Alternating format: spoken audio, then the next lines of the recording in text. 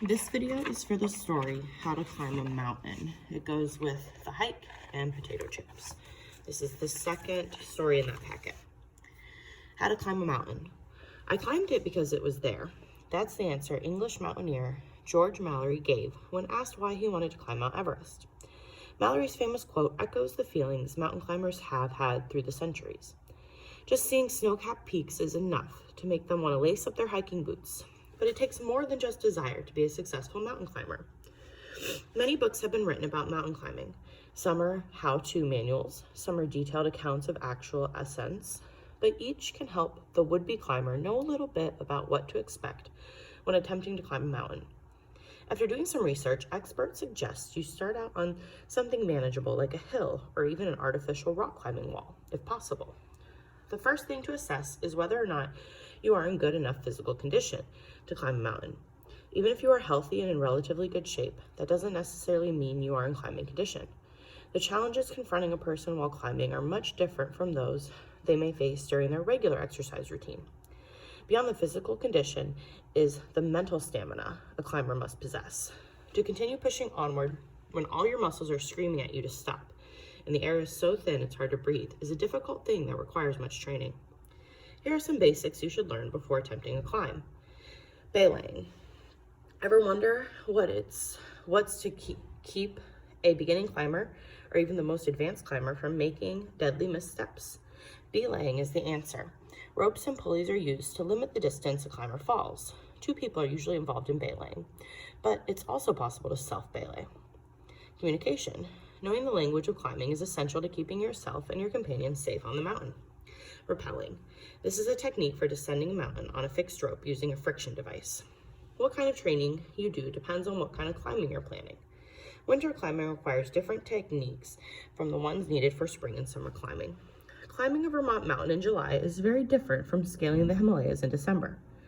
One difference with winter climbing is being aware of possible avalanches and knowing how to dig an ice cave for shelter if necessary. The gear necessary for a climb is also unique to that particular time and place it takes place. An ice pick is a very important piece of equipment for icy peaks, but it would be unnecessary baggage in warm weather climb. Hundreds of mountaineering deaths occur each year around the world. The dangers in climbing are twofold. The first is an objective hazard. These are hazards that exist whether the climber is on the mountain or not. Objective hazards include avalanches, inclement weather, and similar events that are outside the control of the climber. The second set of dangers, subjective hazards, refer to factors over which the climber should have control. These include equipment failure, missteps due to lack of attention, fatigue, and inadequate rapport technique. Whether objective or subjective, these hazards can all have serious consequences. While it's true that objective hazards are out of the climber's control, such dangers should still be considered when assessing the threat they can cause. This is especially true with the twin hazards of weather and altitude. Being aware of current and impending weather patterns on the mountain is as important to safe climbing as making sure your ropes aren't frayed. Even then, every climber knows that weather becomes more and more unpredictable the higher you get. Although the weather can change with alarming speed, problems derived from altitude should never sneak up on a climber. It is hard to overstate the misery, not to mention the health risk, associated with extreme altitudes. An experienced mountaineer knows that the peril imposed by altitude sickness can end not only the climb, but also end his or her life. Some people undertake mountaineering as a way of challenging themselves mentally and physically in ways they can't in any other endeavor. Others enjoy the element of danger that scaling extreme heights bring. Whether climbing as a professional, for sport, or as a hobby, it's important to have the right equipment and know what you're doing before you start. Unless you're prepared, never climb a mountain just because it's there. Okay, so now we're going to go over questions 9, 10, 11, 12, and 13. All of those go with just how to climb a mountain.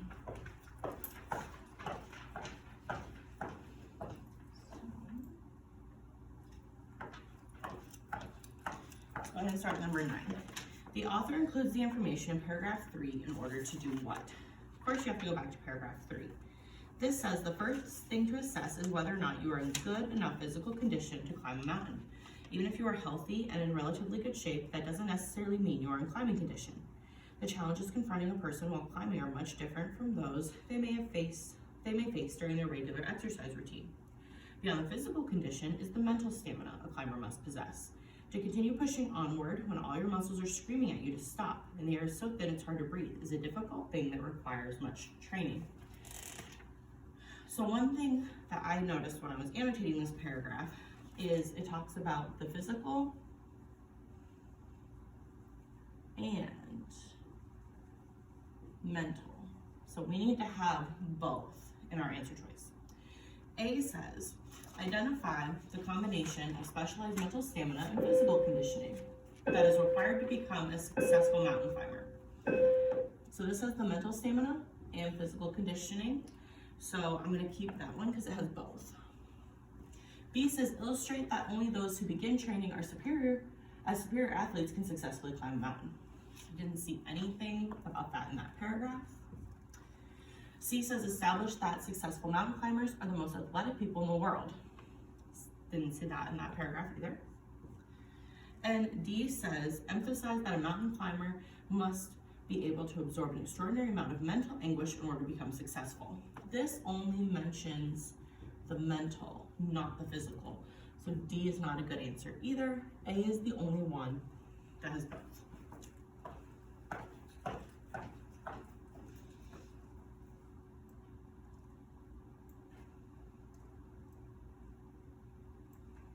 Okay.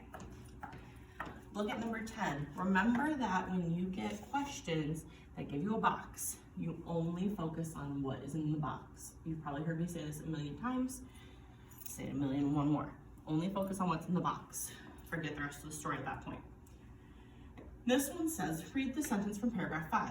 The author's purpose in including the statement is to do what? So the statement says, an ice pick is a very important piece of equipment for icy peaks, but would be unnecessary baggage in a warm weather climb. So why did they include this information? The author's purpose. So why would the author include this? A says, provide an example of planning needed prior to mountain climbing. Okay, this is not an example though.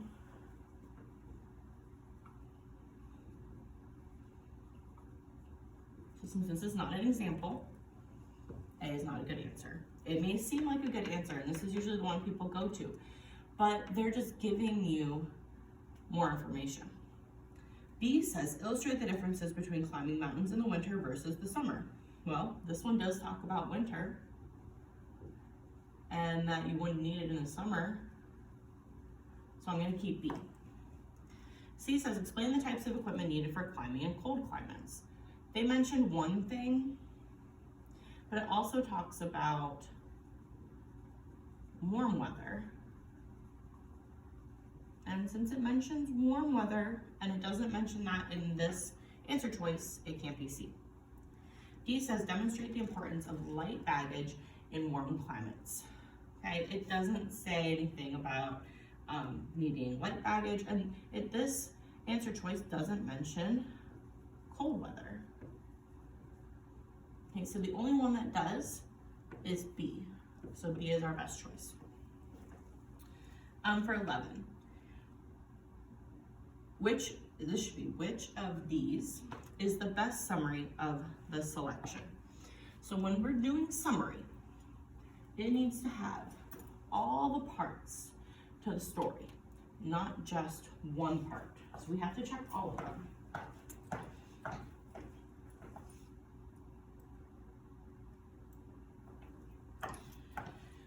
So A says, there are many risks involved in climbing a mountain, including fatigue, equipment failure, poor technique, inclement weather, and altitude sickness, any of which could result in the death of an experienced climber.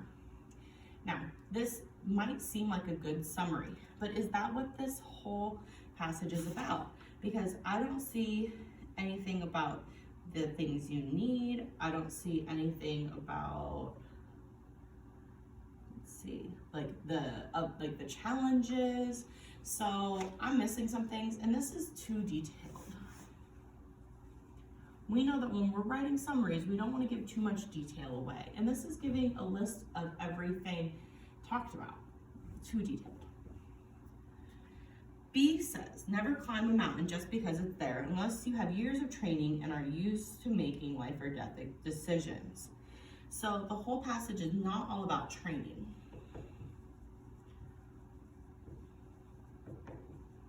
And since it's not all about training, this is not a good enough summary. Whether climbing as a professional, for a sport, or as a hobby, the type of training you seek depends on the kind of climbing you plan to do, spring, summer, or winter climbing. This whole passage is not all about planning, or we would have it broken up into sections where it describes spring, summer, winter climbing, but that doesn't happen in this passage. Now we need to check D to make sure it's actually correct because maybe I was wrong somewhere. D says, before climbing a mountain, experts suggest that you assess your physical and mental conditioning, learn basic climbing techniques, and purchase the right equipment, while also understanding the subjective and objective hazards. If we were to go back to our story, we would see it talks about physical, mental, and conditioning, basic climbing techniques, then it talks about equipment, then it talks about the hazards. This summary actually goes in order, but unlike A, it doesn't give too much detail. So D is going to be our best choice for 11.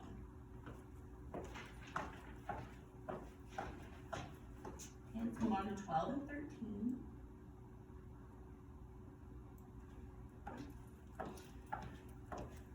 Says, which sentence supports the idea that mountaineering is one of the most dangerous activities in the world? So we have to see what makes it dangerous. A says, the first thing to assess is whether or not you are in good enough physical condition to climb a mountain.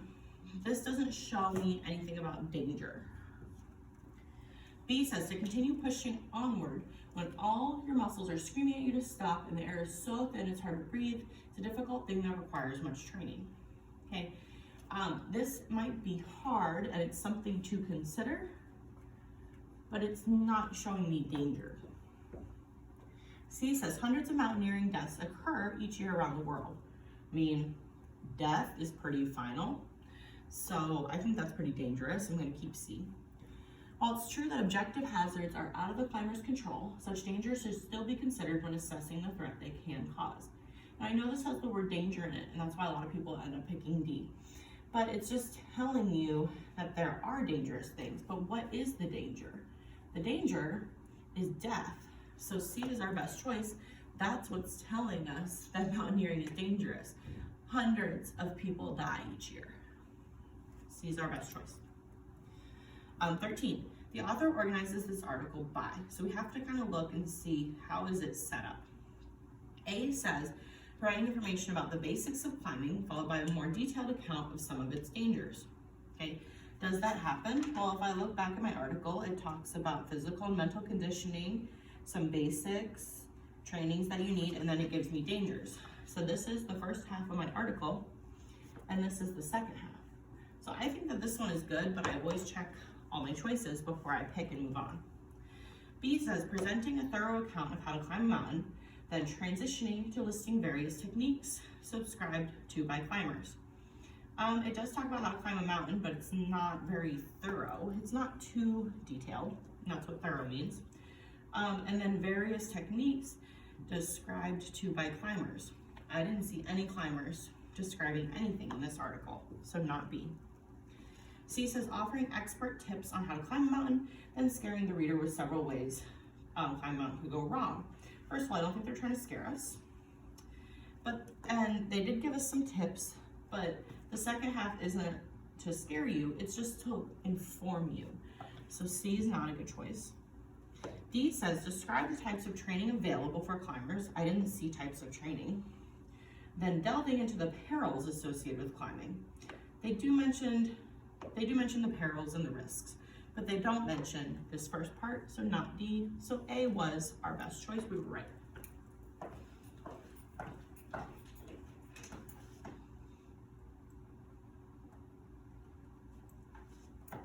Okay. And the last one that only goes with how to climb a mountain is 14. So 14 says, the author's purpose in the introduction is to do what? Well, it's been about 10 minutes now since I've read the introduction, so I better go back. And I'm looking for author's purpose. Why did they include this? So the introduction says, I climbed it because it was there. That's the answer English mountaineer George Mallory gave when asked why he wanted to climb Mount Everest. Mallory's famous quote echoes the feelings mountain climbers have had through the centuries. Just seeing snow-capped peaks is enough to make them want to lace up their hiking boots. But it takes more than just desire to be a successful mountain climber. A says, provide a frame for the article. That would mean it's gonna let us know what the article is about.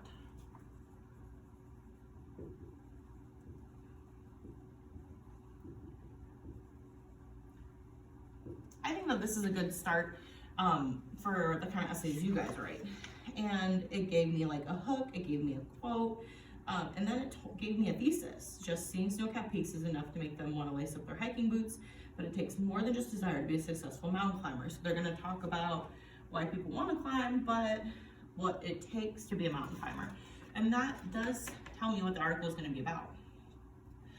B is remind the reader of a legendary figure. I don't think that's the reason that's included. I think that's to get our attention. So get rid of B.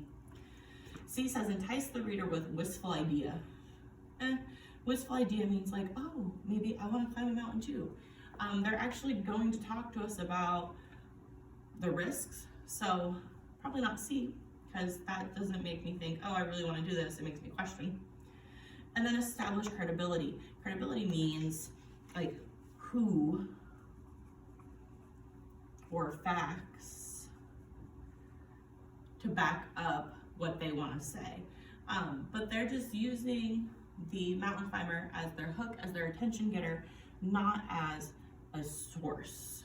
So since we're not using them as a source, not D, A is our best choice. They're telling us what the article is going to be about. That's why that introduction is there, just like a regular essay.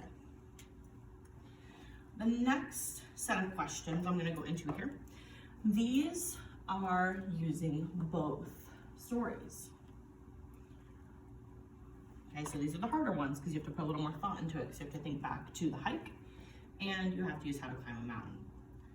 While the hike focuses on various ways to climb a mountain, how to climb a mountain focuses on mountain climbing success stories.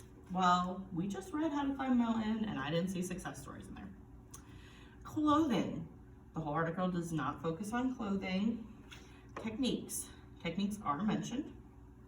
And costs. I didn't see anything about costs. So techniques, it's our best choice for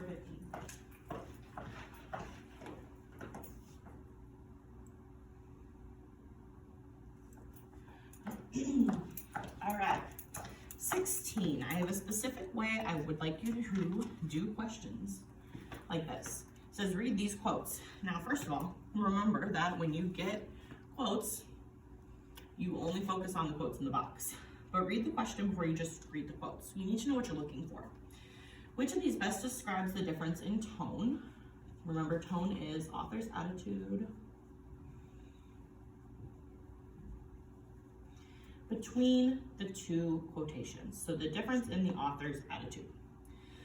Since we're doing that, I'm not even gonna look at my choices yet. I wanna read my quotes and see if I can figure out my tone. So for the hike, I have Emily's father just nodded as Mr. McGee spoke. In all the years the Arsenos had been camping, he made it clear that the point of being there was to have fun. So he's no longer having fun. So maybe he's disappointed. Maybe he's unhappy. Maybe he's regretful because maybe he like wishes he hadn't invited them. So I'm gonna leave those there. And then when I check my answer choices, I'm gonna see if any of those fit what I already thought. Then we have how to climb a mountain. Being aware of current and impending weather patterns on the mountain is as important to safe climbing as making sure your ropes aren't frayed. Even then, every climber knows that weather becomes more and more unpredictable the higher you get. Okay, so this one, it's kind of like a warning. Being aware of current and impending weather patterns on the mountain is as important to safe climbing as making sure your ropes aren't frayed. Even then, every climber knows that weather becomes more and more unpredictable the higher you get. So it's kind of like a warning, telling us to be prepared. giving us some of the dangers. We'll see if anything fits this, because this is the author's attitude. So now let me go through my choices. I'm gonna only do the first quote first before I even go on to the second one. Because sometimes when I read the first half and the second half at the same time, I get a little confused. So I just want to check the first half. So if I'm going with the hike, I thought it was disappointed, unhappy, regretful. So the tone of the first quote is friendly. That doesn't fit what I thought. The tone of the first quotation is informative, not giving the information. The tone of the first quote is discouraged. Discouraged would go with disappointed and regretful, so I'm going to keep that one. And the tone of the first quote is admiring. So now I've already eliminated 3 other choices. I need to check my second half to be sure. While the tone of the second quotation is cautionary. Cautionary warning, I think that fits. I'm going to double check these ones just in case. Impartial means not caring. Well, if they're telling us to be prepared, that's caring. Angry, I don't see anything angry. And indifferent also means not caring. So I picked the right one for 16.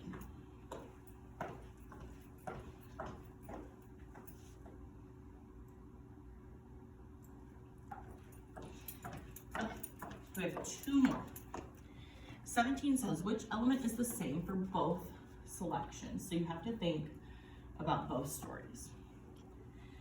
So the first one says the subject matter. The subject for the first one, the hike, is hiking. The subject for the second one is climbing a mountain, which they're both talking about climbing mountains, so I'm going to keep A. B says the tone. Well, in 16, we know we just had different tones, because we just found 2 different tones, so B wouldn't work. The genre. Okay, we're looking for the same. We had 2 different genres. One was fiction, one was nonfiction. The writing style.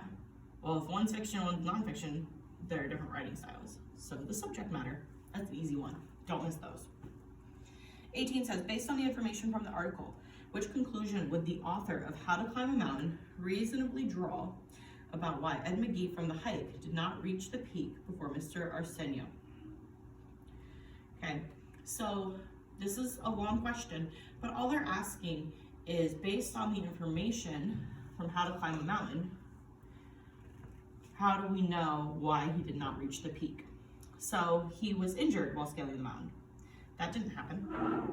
Mr. McGee was unhealthy and in relatively poor shape. No, he did this kind of stuff all the time, so that didn't fit. Mr. McGee did not know how to climb a mountain. He knew he did this all the time. Mr. McGee was carrying too much equipment for the kind of climbing that had been planned. He was, because they mentioned like they felt weighed down, it was too much, he had too many things with him, it wasn't fun anymore. And in How to Climb a Mountain, they mentioned not bringing too much equipment, making sure you pack for your trip. So D would be our best choice here.